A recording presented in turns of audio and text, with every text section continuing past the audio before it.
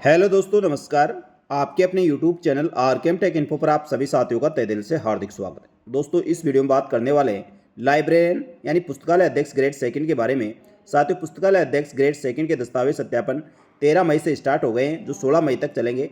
तो जिन अभ्यर्थियों के दस्तावेज सत्यापन होने वाले हैं, सबसे पहले दोस्तों आपको जो समय और दिनांक आपको दिए गई है, उस समय और दिनांक पर आपको उपस्थित होकर अपने समस्त दस्तावेजों के साथ दस्तावेज सत्यापन करवाने हैं। तो साथियों, इस वीडियो में बात करने वाले हैं दस्तावेज सत्यापन है। तो आपको चेकलिस्ट को किस प्रकार से तैयार करना है, चेकलिस्ट में कौन कौन से दस्तावेज आपको अटैच करने होंगे, अटेस्टेशन फॉर्म के बारे में, क्या ऑनलाइन जो अटेस्टेशन फॉर्म निकला है वही लगाना है या ऑफलाइन भरकर वो लगाना है, साथ ही शपथ पत्र और घोषणा पत्र, साथ ही अन्य दस्तावेज, शैक्षणिक योग्यता के दस्तावेज, इन सब की जानकारी इस वीडियो में मिलने वाली है, इसलिए वीडियो को पूरा अंत तक देखें। साथियों, निदेशक माध्यमिक शिक्षा विभाग राजस्थान बीकानेर के द्वारा अभ्यर्थियों को दस्तावेज सत्यापन हेतु विशेष दिशा निर्देश दिए गए वह इस प्रकार है। राजस्थान लोक सेवा आयोग अजमेर द्वारा आयोजित पुस्तकालय अध्यक्ष ग्रेड सेकंड भर्ती 2024 में पात्रता की जांच और दस्तावेज सत्यापन हेतु 8/4/2025 को जारी विचारित सूची यानी दोस्तों जो दस्तावेज सत्यापन 2 गुना की लिस्ट जारी की गई है, उसमें 550 अभ्यर्थियों के दस्तावेज सत्यापन और पात्रता की जांच माध्यमिक शिक्षा विभाग द्वारा 13/5/2025 से लेकर 16/5/2025 तक किए जाएंगे। दस्तावेज सत्यापन और पात्रता की जांच हेतु अभ्यर्थी को दिशा निर्देशों को ध्यानपूर्वक अध्ययन करना और अवलोकन करना चाहिए। अभ्यर्थी को निम्नलिखित दिशा निर्देशों को ध्यानपूर्वक अध्ययन करते हुए विस्तृत आवेदन में संलग्न एवं मूल दस्तावेजों के साथ व्यक्त्यांश यानी स्वयं उपस्थित होकर कार्यालय में निर्धारित दिनांक और समय पर उपस्थित होना है और अपने दस्तावेज सत्यापन करवाने हैं। निर्धारित दिनांक और समय पर उपस्थित नहीं होने की स्थिति में अभ्यर्थी काउंसलिंग से वंचित कर दिया जाएगा, जिसकी जिम्मेदारी स्वयं अभ्यर्थी की रहेगी। इस चीज का ध्यान रखना है। समस्त दस्तावेजों के साथ आपको निर्धारित दिनांक और समय पर उपस्थित होकर अपने दस्तावेज सत्यापन करवाने हैं। नंबर 2, अभ्यर्थी विस्तृत आवेदन पत्र की 2 प्रतियों के साथ समस्त आवेदन की स्वयं हस्ताक्षरित छाया प्रतियां संलग्न कर सत्यापित दल को प्रस्तुत करेंगे। आवेदन के साथ संलग्न प्रपत्र डाउनलोड कर विस्तृत आवेदन के समय आवेदन के मुख्य पृष्ठ के ऊपर अनिवार्य रूप से संलग्न करें। यानी साथियों, आपके दस्तावेज सत्यापन हेतु एक तो आपका ऑनलाइन जो फॉर्म था यानी जो आपने ऑनलाइन आवेदन किया वो होगा, उसके बाद विस्तृत आवेदन यानी स्क्रूटनी फॉर्म आपसे भरवाया गया है, तो वह फॉर्म के साथ आपको समस्त दस्तावेज संलग्न करके दस्तावेज सत्यापन करवाने हैं। इसके प्रथम प्रपत्र में यह चेकलिस्ट है जिसमें उल्लेखित कॉलम की पूर्ति अभ्यर्थी को स्वयं को करनी है और प्रपत्र के नीचे हस्ताक्षर किए जाने हैं। नंबर 3, विस्तृत आवेदन पत्र और अटेस्टेशन फॉर्म की 2 प्रतियों में तथा संलग्न किए जाने वाले समस्त दस्तावेजों की 2 प्रतियों में प्रस्तुत करने हैं। विस्तृत आवेदन पत्र अटेस्टेशन फॉर्म की सभी प्रविष्टियों को पूर्ति सावधानपूर्वक मैं राजपत्र अधिकारी से हस्ताक्षर पदनाम की सील प्रस्तुत करें और अटेस्टेशन फॉर्म का कोई भी कॉलम अपूर्ण रिक्त नहीं होना चाहिए। बिंदु संख्या 12 और 13 में जो सूचना मांगी गई है उसमें हाँ अथवा ना के रूप में आपको अंकित करना होगा। यानी साथियों, जो आपने ऑनलाइन आवेदन पत्र और ऑनलाइन अटेस्टेशन फॉर्म भरा है उसको 2 प्रतियों में प्रिंट आउट लेना है। सभी डिटेल उसमें भरी हुई होनी चाहिए, इस चीज़ का आपको ध्यान रखना है। इसके बाद नंबर 4, आवेदन के साथ निम्न दस्तावेज अनिवार्य रूप से संलग्न किए जाने हैं, जिसमें स्नातक के 3 वर्ष की अंक तालिकाएं, पुस्तकालय विज्ञान की अंक तालिका में डिग्री डिप्लोमा आवश्यक रूप से संलग्न करें। आरक्षित वर्ग के अभ्यर्थियों को सक्षम स्तर से जारी जाति प्रमाण पत्र जिसमें SC, ST, OBC, MBC, EWS, सेरिया को प्रस्तुत किया जाना है। मूल निवास प्रमाण पत्र एवं जहां लागू हो वहां विवाह पंजीकरण प्रमाण पत्र, विवाह विच्छेद, परित्यागता, तलाकशुदा वर्ग में आवेदन करने पर मान्य न्यायालय द्वारा जारी डिक्री जो कि ऑनलाइन आवेदन करने अंतिम निर्धारित तिथि से पूर्व तक जारी हो एवं विधवा होने पर पति का मृत्यु को प्रमाण पत्र, पति से लिंक कोई दस्तावेज जिसमें राशन कार्ड, आधार card, voter ID, Jan Aadhaar इत्यादि। दिव्यांग श्रेणी में आवेदन करने वाले सक्षम स्तर से जारी दिव्यांगता प्रमाण पत्र। भूतपूर्व सैनिक वर्ग में आवेदन करने वाले अभ्यर्थियों को PPO डायरी या पेंशन डायरी, सेवानिवृत्त होने के सक्षम स्तर से जारी अनापत्ति प्रमाण पत्र। मूल दस्तावेज उनकी 100 प्रमाणित फोटो प्रतियां आवश्यक रूप से साथ लेकर आवे। यदि अभ्यर्थी सेवानिवृत्त होने का प्रमाण पत्र NOC संलग्न करना होगा। मूल दस्तावेजों के अभाव में किसी भी अभ्यर्थी को दस्तावेज सत्यापन की प्रक्रिया में सम्मिलित नहीं किया जाएगा। इस चीज का ध्यान रखना है। यानी साथियों, 4 नंबर जो पॉइंट में दिए गए सारे दस्तावेज आपके पास होना जरूरी है। इसके बाद अभ्यर्थी को सेकेंडरी, सीनियर सेकेंडरी, स्नातक, स्नातकोत्तर की सभी अंक तालिकाएं और प्रमाण पत्र डिग्री आवश्यक रूप से प्रस्तुत करनी है। यानी साथियों, जो ऑनलाइन आवेदन फॉर्म में आपने जो शैक्षणिक योग्यता दर्शा रखी है उसकी समस्त अंक तालिकाएं, प्रमाण पत्र, डिग्री आवश्यक रूप से आपको प्रस्तुत करनी होगी। इसके बाद इसके नंबर 2, फोटो हस्ताक्षर विस्तृत आवेदन पत्र और अटेस्टेशन फॉर्म में जहां भी फोटो लगाई जानी है वहां आपको फोटो लगानी है और जहां हस्ताक्षर किए जाने वहां आपको हस्ताक्षर करने होंगे। नंबर 3, जाति प्रमाण पत्र SC, ST, OBC, SBC श्रेणी के अभ्यर्थियों को राजस्थान सरकार के निर्धारित प्रपत्र में पिता के नाम के आधार पर जारी जाति प्रमाण पत्र मान्य होगा। महिला अभ्यर्थियों को पिता के नाम से जारी प्रमाण पत्र विभाग को प्रस्तुत करें। विज्ञापन के अनुसार कार्मिक विभाग के 2 के अनुसार विभाग में परिपत्र दिनांक 20/1/2022 के अनुसार अनुसूचित जाति, अनुसूचित जनजाति, अन्य पिछड़ा वर्ग, अति पिछड़ा वर्ग और आर्थिक रूप से कमजोर वर्ग के अभ्यर्थियों आरक्षण का लाभ लेने के लिए जाति प्रमाण पत्र ऑनलाइन आवेदन की अंतिम तिथि तक जारी किया हुआ प्रस्तुत करना होगा। लेकिन विशेष परिस्थितियों में कोई अभ्यर्थी ऑनलाइन आवेदन करने की अंतिम तिथि के बाद जारी करता है तो विभाग की अधिसूचना 17/10/2022 के अनुसार आपको एक शपथ पत्र प्रस्तुत करना होगा। यानी साथियों, ऑनलाइन आवेदन करने की अंतिम तिथि के बाद आपका जाति प्रमाण पत्र जारी हुआ है तो आपको इस आशय का सर्टिफिकेट देना होगा कि ऑनलाइन आवेदन करने की अंतिम तिथि पूर्व भी वह इसी जाति से संबंध रखते हैं। ये 50 रुपये के स्टाम्प पर आपको एक शपथ पत्र देना होगा। इसके पॉइंट नंबर 4, आर्थिक रूप से ईडब्ल्यूएस के अभ्यर्थी राजस्थान सरकार द्वारा निर्धारित प्रपत्र में सक्षम स्तर से जारी प्रमाण पत्र प्रस्तुत करें। महिला अभ्यर्थी को पिता के नाम से जारी प्रमाण पत्र विवाह को प्रस्तुत करें। अन्य राज्य से विवाह उपरांत राजस्थान में प्रवासित ईडब्ल्यूएस की महिला अभ्यर्थी को पिता के नाम से जारी ईडब्ल्यूएस प्रमाण पत्र जिसमें पिता के नाम का अंकन होगा प्रस्तुत करना अनिवार्य है। यानी समस्त महिला अभ्यर्थी को अपने पिता के नाम से जारी जाति प्रमाण पत्र मान्य होगा, पति के नाम से जारी किया गया जाति प्रमाण पत्र मान्य नहीं होगा। और जो अन्य राज्य की महिला है और विवाह उनका राजस्थान में हुआ है, उनको भी उनके पिता के नाम से ही जारी जाति प्रमाण पत्र लगाना होगा। इसके बाद बात करें नंबर 5, विधवा श्रेणी। उक्त श्रेणी के अभ्यर्थी साक्ष्य के रूप में पति का मृत्यु प्रमाण पत्र, 7 विवाह पंजीकरण प्रमाण पत्र, पति पत्नी का कोई संयुक्त आईडी, राशन कार्ड, आधार कार्ड, वोटर आईडी या अन्य प्रमाण पत्र आपको संलग्न करना होगा जिसमें पति पत्नी होने का उल्लेख हो। ऐसी श्रेणी में अभ्यर्थी को पुनर्विवाह किए जाने न किए जाने के संबंध में फोटोयुक्त स्वहस्ताक्षरित घोषणा पत्र भी आपको देना होगा जो इसके प्रारूप में दिया गया है। इसके बाद नंबर 6, विवाह विच्छेद, परित्यागता, तलाकशुदा। उक्त श्रेणी में अभ्यर्थी द्वारा सक्षम न्यायालय से जारी डिग्री प्रमाण पत्र आपको आवश्यक रूप से संलग्न करना होगा। यदि पति पत्नी का कोई भी संयुक्त आईडी हो तो वह भी संलग्न करे। इस श्रेणी के अभ्यर्थी को पुनर्विवाह किए जाने या नहीं किए जाने के संबंध में फोटोयुक्त स्वहस्ताक्षरित घोषणा पत्र भी संलग्न करना होगा। नंबर 7, विशेष योग्यता प्रमाण पत्र। नियमानुसार सक्षम स्तर से जारी निष्पक्षता प्रमाण पत्र जिसमें निष्पक्षता का स्पष्ट उल्लेख हो एवं निष्पक्षता का 40% से कम उल्लेखित न हो। नंबर 8, अभ्यर्थी सभी शैक्षणिक, जाति, मूल निवास, विशेष योग्यजन प्रमाण पत्र का अवलोकन करे तथा नाम में कहीं पे भी आपके वर्तनी स्पेस संबंधी कोई अंतर हो तो उसके लिए भी आपको एक शपथ पत्र बनाना होगा जो भी 50 रुपये के स्टाम्प पर बनेगा। यानी साथियों, आपके नाम, आपके पिताजी के नाम या माताजी के नाम में जो आपके दस्तावेजों में यदि कहीं भी नाम में त्रुटि हो, स्पेस हो, तो दोस्तों उसके लिए आपको शपथ पत्र लगाना अनिवार्य है। नंबर 9, यदि अभ्यर्थी के ऑनलाइन आवेदन में अंकित नाम व 10वीं की अंक तालिका में अंकित नाम में स्पेलिंग में त्रुटि होने पर शपथ पत्र प्रस्तुत करे और यदि नाम में परिवर्तन करवा लिया है तो अभ्यर्थी गजट पत्र आवश्यक रूप से लेकर आवे। नंबर 10, अभ्यर्थी पात्रता की जांच के समय और photo ID proof 2 passport size की फोटो आपको लेकर जानी है। नंबर 11, अभ्यर्थी द्वारा संलग्न वांछित शपथ पत्र प्रस्तुत करने अनिवार्य है। इसके पॉइंट नंबर 5, दस्तावेज सत्यापन तो अभ्यर्थी निर्धारित समय से 30 मिनट पूर्व काउंसलिंग स्थल पर आपको उपस्थित होना है, अन्यथा अभ्यर्थी की सत्यापन प्रक्रिया में वंचित कर दिया जाएगा। इस हेतु अन्य कोई भी अवसर प्रदान नहीं किया जाएगा जिसकी जिम्मेदारी स्वयं अभ्यर्थी की रहेगी। तो साथियों, निर्धारित समय से आपको कम से कम आधा घंटे पहले उपस्थित होना है जिससे आपकी जो अटेंडेंस होगी और आपके दस्तावेज चेक किए जाएंगे वह सभी दोस्तों समय से किए जा सके और आपके दस्तावेजों में किसी प्रकार कोई दिक्कत हो तो वहीं आपको बता दिया जाए जिससे आप अपने दस्तावेजों की कमी पूर्ति कर सके।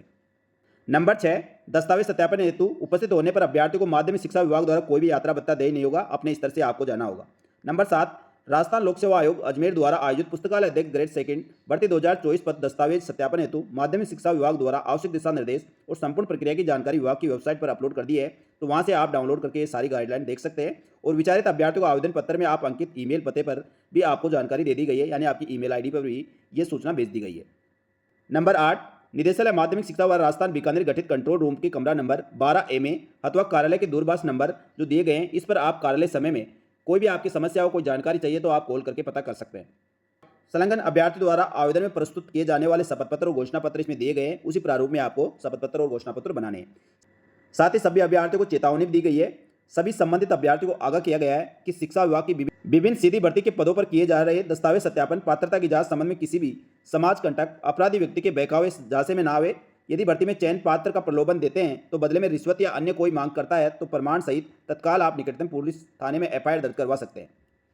यानी साथियों, किसी के बहकावे नहीं आने, आपके दस्तावेज कंप्लीट है और सही है तो आपको कोई रोकने वाले नहीं है। आपके दस्तावेजों में कहीं पे भी कोई कमी होगी तो आपको वहाँ बता दिया जाएगा, इसके लिए आप निश्चित रहिए। अब बात करते हैं दोस्तों सबसे इंपॉर्टेंट जो इसकी चेकलिस्ट दी गई है। इसी चेकलिस्ट के अनुसार आपको सारे दस्तावेज तैयार करने हैं और इसी क्रम से जमाने हैं। यदि दोस्तों इस चेकलिस्ट को आप सही तरीके से मेंटेन करते हैं और इसमें सही डिटेल भरते हैं तो आपको दस्तावेज सत्यापन में कहीं भी कोई दिक्कत नहीं होगी। तो साथियों, इसमें एक एक करके बात करते हैं। सबसे पहले दोस्तों इसमें भर्ती का नाम दिया गया है, पुस्तकालय अध्यक्ष ग्रेड 2 सीधी भर्ती परीक्षा 2024। ये अभ्यर्थी को स्वयं को भरना है, जो आपसे संबंधित है उस पर आप टिक करें। तो दस्तावेज सत्यापन का स्थान जो निदेशालय माध्यमिक शिक्षा विभाग बीकानेर में आपके दस्तावेज सत्यापन होंगे, यानी सभी अभ्यर्थियों के दस्तावेज निदेशालय माध्यमिक शिक्षा विभाग बीकानेर में किए जाएंगे। उसके बाद अभ्यर्थियों को यहाँ पर अपना रोल नंबर लिखना है, यहाँ क्षेत्र आप TSP से या नॉन TSP के तो उस पर आपको टिक करना है। या आवेदन क्रमांक जो आपने सबसे पहले ऑनलाइन आवेदन भरा था उसके आवेदन क्रमांक यहाँ एप्लीकेशन नंबर लिखना है। अभ्यर्थी को नाम लिखना है, यहाँ माताजी का नाम लिखना है और वैवाहिक स्थिति विवाहित अविवाहित उसका विवरण देना है। विवाह होने पर पति पत्नी का नाम देना है। साथ ही लिंग महिला पुरुष और थर्ड जेंडर जिसमें से विवाह उसमें टिक करें।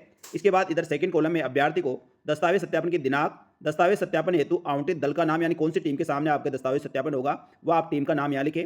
आपका आधार क्रमांक लिखना है, पिताजी का नाम लिखना है या जन्मतिथि लिखनी है।